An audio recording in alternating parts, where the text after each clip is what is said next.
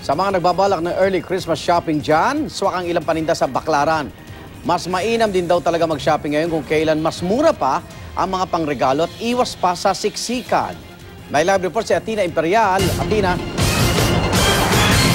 Good morning, Igan. Pumasok na nga ang Vermonts at dito sa Baclaran ay meron na tayong mga produktong pamimilian para ipamigay sa ating mga inaanak ngayong Pasko.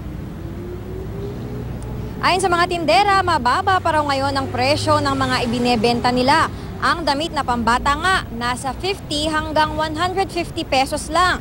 May mga laruan ding bagsak presyo. Lahat ng laruang itong makikita nyo sa inyong screen, 50 pesos lang ang isa. Ang mga sapatos na pambata, 100 pesos ang isang pares.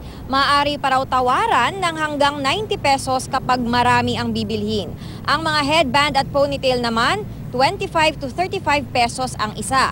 Ang iba, nagbebenta pa ng 3 for 100 pesos. Habang papalapit daw ang Pasko, mas marami pa raw ang disenyong pamimilian. Pero tulad daw ng dati, tumataas ang presyo habang papalapit ang araw ng Pasko.